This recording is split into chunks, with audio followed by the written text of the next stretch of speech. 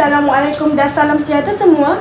Terima kasih kepada para penonton yang bersama-sama kita dalam forum ilmiah pada hari ini yang bertajuk Tahap Input Kepimpinan Sekolah terhadap pelaksanaan lesson study.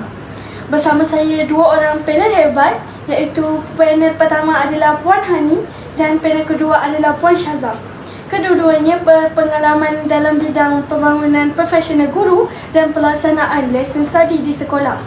Baiklah, untuk memulakan perbincangan kita pada hari ini, saya ingin menjemput Puan Hani untuk memberi sedikit pengenalan tentang apa itu lesson study dan bagaimana ia berkait dengan kepimpinan sekolah. Terima kasih moderator. Sebenarnya lesson study ini ialah satu pendekatan pembangunan profesional guru yang berasal daripada Jepun. Ia menekankan kolaborasi guru untuk merancang, memerhati dan refleksi terhadap pengajaran bagi meningkatkan keberkesanan PDP. Dalam konteks Malaysia, Kementerian Pendidikan telah memperkenalkan lesson study melalui program Komuniti Pembelajaran Profesional PLC dan juga inisiatif CISC Plus untuk membimbing guru dan pemimpin sekolah. Namun begitu, seperti yang disebut dalam kajian oleh Khairul Izzat, pelaksanaan lesson study ini tak mudah untuk kita kukuhkan, untuk kita kekalkan. Ia memerlukan sokongan kepimpinan sekolah yang kukuh, kerana ia sukar bagi guru untuk meneruskan amalan kolaborasi ini secara berterusan dan sistematik. Menarik. Puan Hani, menarik ya Puan Hani. Jadi kepimpinan sekolah memainkan peranan besar dalam memastikan pelaksanaan lesson study berjalan dengan baik.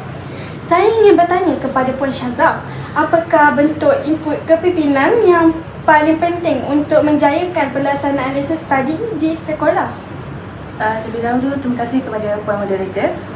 Berdasarkan hasil dapatan kajian tersebut, terdapat 4 input utama daripada pemimpin sekolah yang sangat penting, iaitu cara untuk membentuk input utama. Terima kasih kepada Puan Moderator.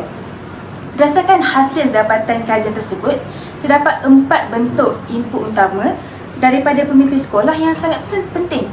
Yang pertama adalah komitmen dan sokongan penuh pemimpin sekolah. Sebagai contoh, menyediakan masa dan ruang yang cukup untuk melaksanakan lesson study untuk guru bagi melestarikan pembelajaran murid-murid di sekolah. Kedua adalah kemudahan dan sumber yang mencukupi sebagai memastikan bahan, tempat dan jadual mesyuarat guru disediakan dengan teratur dan teliti. Dan ketiga adalah sokongan moral dan pengiktirafan. Pemimpin yang menghargai usaha guru akan meningkatkan semangat guru untuk terus melakukan lesson study ini agar mereka menerusi memberi pengajaran dengan lebih mendalam kepada murid-murid yang akan datang. Dan terakhir adalah komunikasi berkesan. Pemimpin perlu menjelaskan matlamat dan manfaat lesson study dengan jelas kepada semua warga sekolah, iaitulah termasuk guru-guru dan pelajar. Kajian mendapati skor min bagi persepsi pemimpin sekolah sendiri adalah 4.33, iaitu pada takat sangatlah tinggi. Ia menunjukkan keyakinan mereka terhadap usaha yang dilakukan. Namun pada guru dinilai pada pangkat min 4.01, iaitu sedikit lebih rendah, menunjukkan masih ada lagi peningkatan yang perlu diteruskan bagi memperkukuhkan komunikasi serta pelaksanaan di lapangan. Menarik. Jadi wujud sedikit perbezaan persepsi antara pemimpin sekolah dan dengan guru. Puan Hani, bolehkah Puan kongsikan mengapa perbezaan ini berlaku dan bagaimana pemimpin boleh menanganinya? Ya, benar. Perbezaan persepsi ini sebenarnya berpunca daripada jurang antara maklumat dan pengalaman. Pemimpin sekolah biasanya mendapat pendedahan awal dan latihan khas untuk tentang lesson study ini melalui kursus dan taklimat KPM. Mereka lebih memahami konsep dan objektifnya. Namun guru pula mungkin kurang maklumat atau menghadapi kegagalan masa untuk mendalami konsep tersebut. Justeru, pemimpin sekolah perlu berperanan sebagai fasilitator dan fasilitator pembelajaran, bukan hanya pengarah. Pemimpin perlu juga turun padang untuk memantau, memberi bimbingan dan tunjuk ajar bersama guru semasa lesson study. Dengan pendekatan share leadership dan ataupun distribute leadership, pemimpin dan guru boleh berkongsi tanggungjawab serta membina budaya kolaboratif yang sihat di sekolah. Terima kasih Puan Hani. Saya suka dengan konsep share leadership itu. Kepimpinan yang dikongsikan dan diedarkan. Baik, sekarang saya ingin dengar pandangan Puan Syazah pula. Apakah cabaran sebenar yang dihadapi oleh pemimpin sekolah dalam melaksanaan lesson study ini? Baiklah, saya akan terangkan antara cabaran utama melakukan lesson study ini ialah pertama, kekangan masa, iaitu jadual sekolah yang sangatlah padat menyebabkan guru sukar untuk melakukan kitaran penuh lesson study di sekolah. Kerana seperti Puan Hani menceritakan, lesson study merupakan merancang, memerhati dan refleksi. Ia menyebabkan guru sukar untuk menggunakan kaedah lesson study pada murid kerana jadual yang terlampau padat dan mempunyai perkara-perkara yang lain dilakukan.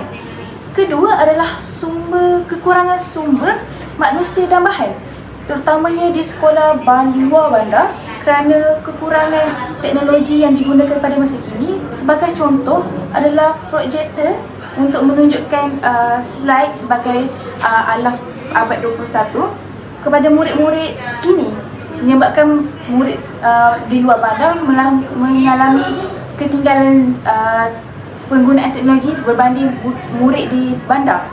Ketiga adalah rintangan budaya kerja lama, iaitu ada guru yang kurang selesa apabila diperhatikan ketika mengajar, kerana itu mungkin akan mengakibatkan mereka kurang keyakinan untuk terus mempunyai semangat mengajar murid dengan cara mereka tersendiri. Dan terakhir adalah komitmen pelbagai pihak, iaitu bukan semua guru faham akan kepentingan amalan ini, kerana mungkin setengah guru yang senior agak kurang tentang pengetahuan tentang lesson study ini. Untuk bagi mengatasi cabaran ini, pemimpin sekolah perlulah merancang dengan teliti dan strategik. Contohnya menyusun jadual khas PLC, memberi motivasi dan memastikan setiap sesi lesson study disertai dengan refleksi yang membina dan mempunyai manfaat serta boleh diwar-warkan serta boleh dipertimbangkan oleh orang lain. Pemimpin juga menggunakan pendekatan yang mentoring dan melibatkan SISC Plus sebagai rakan sokongan profesional. Terima kasih Puan Syazah, saranan itu sangat praktikal. Sebelum kita ke penutup, saya ingin tanya kedua-dua panel secara ringkas bagaimana cara terbaik untuk melestarikan lesson study agar menjadi budaya berterusan di sekolah. Pada saya, kunci ialah komitmen yang berterusan dan komunikasi yang jelas antara pemimpin dengan guru. Pemimpin perlu tunjukkan teladan dan menjadikan lesson study sebagai sebahagian daripada rutin harian, rutin profesional di sekolah. Bukan sekadar projek yang sementara. Itu saja. Saya setuju dengan pandangan Puan Hani. Tambahan bagi saya pula adalah sokongan sistematik daripada pihak atasan. Sebagai contoh termasuklah JPN, PPD dan KPM. Hal ini kerana dapat mendapatkan sekolah menjadi bimbingan, latihan serta pengiktirafan yang konsisten. Dan apabila semua pihak berkongsi dan menggalas tanggungjawab bersama, lesson study akan menjadi amalan yang lestari dan kualiti yang boleh diterapkan pada masa akan datang dan perlu dapat dipertimbangkan pada masa kini dan dapat memperluaskan pembelajaran murid ketika suatu hari nanti. Alhamdulillah, terima kasih kepada dua-dua panel atas perkongsian yang padat dan bermanfaat. Kesimpulannya, kepimpinan sekolah yang berkesan menjadi tuncang utama kepada kejayaan lesson study. Dengan itu, berakhirlah forum kita pada hari ini. Terima kasih kepada Puan Jahani dan Puan Syazah atas pandangan yang bernas. Dan kepada semua penonton, semoga perkongsian ini memberi inspirasi kepada kita untuk terus memperkasakan amalan lesson study di sekolah masing-masing. Terima kasih dan Assalamualaikum.